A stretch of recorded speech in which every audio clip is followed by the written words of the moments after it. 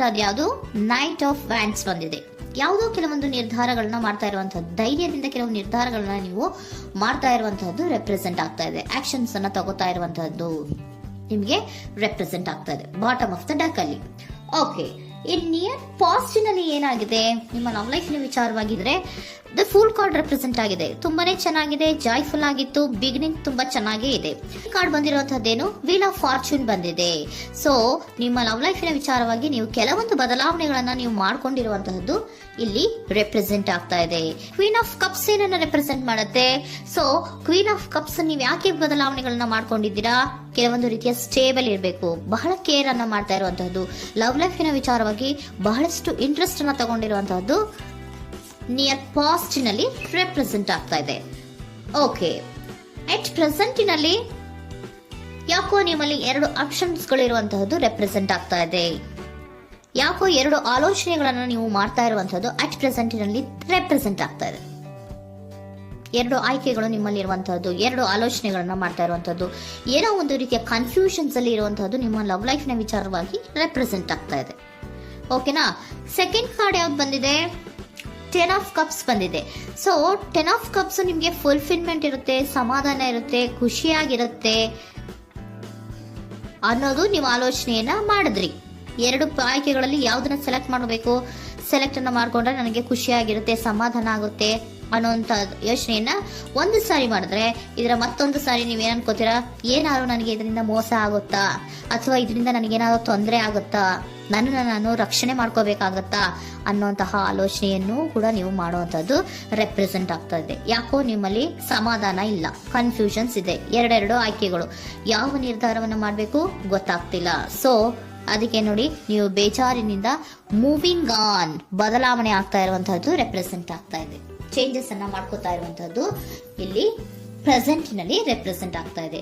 ಯಾಕೋ ಬೇಜಾರಿನಿಂದ ಕೆಲವೊಂದು ರೀತಿಯ ಬದಲಾವಣೆಗಳನ್ನ ನೀವು ಮಾಡ್ಕೋತಾ ಇರುವಂತಹದ್ದು 6 ಆಫ್ ಸೋರ್ಟ್ಸ್ ಅಲ್ಲಿ ರೆಪ್ರೆಸೆಂಟ್ ಆಗ್ತಾ ಇದೆ. ನೀವು ಈ 6 ಆಫ್ ಸೋರ್ಟ್ಸ್ ಮತ್ತೆ ಏನನ್ನ ರೆಪ್ರೆಸೆಂಟ್ ಮಾಡುತ್ತೆ ಅಂದ್ರೆ, ನಾನು ಲವ್ ಲೈಫಿನ ವಿಚಾರವಾಗಿ ಒಂದು ಬೆಟರ್ ಆಪ್ಷನ್ಸ್ ಅನ್ನ ಸೆಲೆಕ್ಟ್ ಮಾಡ್ಕೋಬೇಕು ಅನ್ನುವಂತಹ ಆಲೋಚನೆಯನ್ನ ಮಾಡ್ತಾ ಇರುವಂತಹದ್ದು ರೆಪ್ರೆಸೆಂಟ್ ಆಗ್ತಾ ಇದೆ. ಓಕೆನಾ? ನೀವೇನಂದ್ರೆ ಅಟ್ ಪ್ರೆಸೆಂಟಿನಲ್ಲಿ ನಿಮ್ಮ ಲವ್ ಲೈಫಿನ ವಿಚಾರವಾಗಿ ಬೆಟರ್ ಆಪ್ಷನ್ ಬಗ್ಗೆ ಯೋಚನೆಯನ್ನ ಮಾಡ್ತಾ ಇರುವಂತಹದ್ದು, ಅದರ ಬಗ್ಗೆ ಸ್ವಲ್ಪ ಕನ್ಫ್ಯೂಷನ್ ಅಲ್ಲಿ ಇರುವಂತಹದ್ದು ಅಟ್ ಪ್ರೆಸೆಂಟಿನಲ್ಲಿ ರೆಪ್ರೆಸೆಂಟ್ ಆಗ್ತಾ ಇದೆ. ಬಟ್ ನಿಯರ್ ಫ್ಯೂಚರಿನಲ್ಲಿ ಏನಿದೆ? 3 ಆಫ್ ಸೋರ್ಟ್ಸ್ ಇದೆ. ಕೆಲವೊಂದು ರೀತಿಯ ಬೇಜಾರುಗಳಿರುವಂತಹದ್ದು, ನೋವುಗಳಿರುವಂತಹದ್ದು, ಕೆಲವೊಬ್ರು ಅಳ್ತಾ ಇರುವಂತಹದ್ದು, ಭಾವನಾತ್ಮಕವಾಗಿ ತುಂಬಾ ಫೀಲ್ ಅನ್ನು ಮಾಡ್ತಾ ಇರುವಂತಹದ್ದು ನಿಮ್ಗೆ ರೆಪ್ರೆಸೆಂಟ್ ಆಗ್ತಾ ಇದೆ. ಯಾಕೆ ನಿಮಗೆ ಆ ತರ ಆಗತ್ತೆ ಅಂತ ಅಂದ್ರೆ, ಡೆವಿಲ್ ಕಾರ್ಡ್ ರೆಪ್ರೆಸೆಂಟ್ ಆಗಿದೆ. ಸೊ ಡೆವಿಲ್ ಕಾರ್ಡ್ ಏನನ್ನ ಹೇಳತ್ತೆ? ಅಡಿಕ್ಷನ್ಸ್ ಅನ್ನ ಹೇಳತ್ತೆ. ತುಂಬಾ ಯೋಚನೆಯನ್ನ ಮಾಡುವಂತಹದ್ದು, ಮೇಲಿಂದ ಮೇಲೆ ನೀವು ಒಂದನ್ನೇ ನೀವು ಯೋಚನೆ ಮಾಡ್ತಾ ಇದ್ರೆ ನಿಮ್ಗೆ ಅಲ್ಲಾಗುವಂತಹದ್ದೇನು? ನೋವುಗಳೇ ಅಲ್ಲಾಗುವಂತಹದ್ದು. ಸೊ ಯಾತಕ್ಕೆ ಅಂದ್ರೆ ನಿಮ್ಮಿಬ್ಬರ ಮಧ್ಯೆ ಕೆಲವೊಂದು ರೀತಿಯ ಘರ್ಷಣೆಗಳಿರುವಂತಹದ್ದು ರೆಪ್ರೆಸೆಂಟ್ ಆಗ್ತಾ ಇದೆ.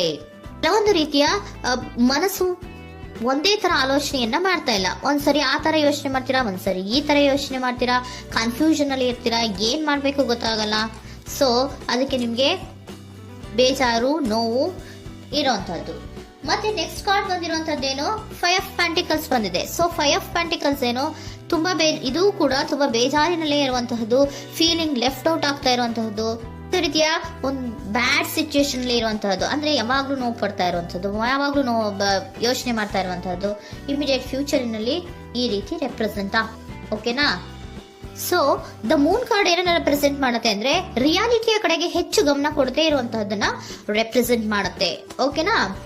ಇದಿಷ್ಟು ನಿಮ್ಮ ಸ್ವಂತಿನ love reading. Next angel guidance ನಿಮ್ಗೆ ಏನ್ ಕೊಡ್ತಾರೆ ಅನ್ನೋದನ್ನ ನೋಡೋಣ. ನೋ ಅನ್ನೋಂತ ಆನ್ಸರ್ ಅನ್ನ ಕೊಡ್ತಾ ಇದ್ದಾರೆ. So no, not the right time. ನೀವೇನು ಕೂಡ ಈ ಕನ್ಫ್ಯೂಷನ್ ಅಲ್ಲಿ ಇದ್ದಾಗ ಯಾವುದೇ ರೀತಿಯ ಡಿಸಿಷನ್ಸ್ ನ ಮಾಡೋದಕ್ಕೆ ಇದು ಕರೆಕ್ಟ್ ಆಗಿರುವಂತಹ ಟೈಮು ಅಲ್ಲ. Perfect timing. So perfect timing ಅನ್ನ ಬಂದಾಗ ನೀವು ಕೆಲವೊಂದು ರೀತಿಯ ಡಿಸಿಷನ್ಸ್ ಅನ್ನ ಮಾಡ್ಬೇಕಾಗತ್ತೆ. ಯಾವಾಗ ಅಂದ್ರೆ ನೀವು ಮನಸ್ಥಿತಿಯನ್ನ ನೀಟಾಗಿ ಇಟ್ಕೊಂಡಾಗ, ಕೆಲವೊಂದು ರೀತಿಯ ಕನ್ಫ್ಯೂಷನ್ಸ್ ಇಂದ ನೀವು ಆಚೆ ಬಂದಾಗ, ಯಾವಾಗ ನೀವು ಕ್ಲಿಯರ್ ಥಿಂಕಿಂಗ್ ಅನ್ನ ಮಾಡ್ತೀರಾ ಅದು ಪರ್ಫೆಕ್ಟ್ ಟೈಮಿಂಗ್. ಸೊ ಆಗ ನಿಮ್ಗೆ ಕೆಲವೊಂದು ರೀತಿಯ ಫರ್ಗಿವ್ನೆಸ್ ಅನ್ನೋದು ಇರುತ್ತೆ ಅನ್ನೋದನ್ನ ಏಂಜಲ್ ಗೈಡೆನ್ಸ್ ನಿಮ್ಗೆ ಹೇಳ್ತಾ ಇದ್ದಾರೆ. ಸೊ ಹಾಗಿದ್ರೆ ಸರೆಂಡರ್ ಕಾರ್ಡ್ಗಳು ನಿಮ್ಗೆ ಏನ್ ಹೇಳುತ್ತಾರೆ ಅನ್ನೋದನ್ನ ನೋಡೋಣ. Surrender to your soul path. Your life journey has been perfectly designed for your soul growth. Embrace every lesson and every moment.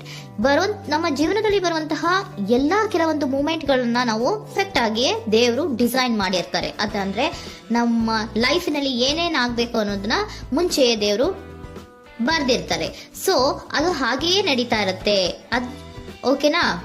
ನಾವು ನಮ್ಮ ಲೈಫ್ನಲ್ಲಿ ಬರುವಂತಹ ಪ್ರತಿಯೊಂದು ಲೆಸನ್ಸ್ ಅಥವಾ ಪಾಠಗಳೇನಿರುತ್ತೋ ಅಥವಾ ನಾವು ಏನನ್ನ ನಮ್ಮ ಜೀವನದಲ್ಲಿ ಬರ್ತಾ ಇರುತ್ತೋ ಅದು ಒಂದು ನಮಗೆ ನಮ್ಮ ಲೈಫಿನಲ್ಲಿ ಒಂದು ಲೆಸನ್ ತರ. ಸೊ ಅದನ್ನ ನಾವು ಎವ್ರಿ ಮೂಮೆಂಟ್ ಅನ್ನ ಕೂಡ ನಾವು ಎಂಬ್ರೇಸ್ ಸ್ವೀಕರಿಸಬೇಕು. ಯಾವಾಗ್ಲೂ ಕೂಡ ಅದನ್ನು ಸ್ವೀಕರಿಸಿಕೊಂಡು ಮುಂದೆ ಮುಂದೆ ಹೋಗ್ತಾ ಇರಬೇಕು. ಪ್ರತಿ ನಿಮಿಷವೂ ಕೂಡ ಒಂದೊಂದು ರೀತಿಯ ನಮಗೆ ಪಾಠ ಇದ್ದ ಹಾಗೆ ಅಂತ ಹೇಳ್ತಾ ಇದ್ದಾರೆ. Surrender unhealthy relationship. Surrender unhealthy relationship. Let go a relationship that don't serve you, including unavailable or toxic people. You deserve to be treasured by others and to be surrounded by positive people. Unhealthy relationship ನ ಕಡೆಗೆ ಹೆಚ್ಚು ಗಮನವನ್ನ ಕೊಡಬೇಡಿ. ಈ toxic people ನ ಕಡೆಗೆ ಹೆಚ್ಚು ಗಮನವನ್ನ ಕೊಡಬಾರ್ದು. So ಯಾವಾಗ್ಲೂ ನಾವು ಪಾಸಿಟಿವ್ ಆಗಿ ಥಿಂಕ್ ಮಾಡುವಂತಹ, ಪಾಸಿಟಿವ್ ಆಗಿ ಆಲೋಚನೆ ಮಾಡುವಂತಹ ಜನಗಳ ಜೊತೆಯಲ್ಲಿಯೇ ನಾವು ಹೆಚ್ಚು ಇರಬೇಕು ಅನ್ನೋದನ್ನ ನಿಮ್ಗೆ ಸರೆಂಡರ್ ಕಾರ್ಡ್ ಹೇಳ್ತಾ ಇದ್ದಾರೆ.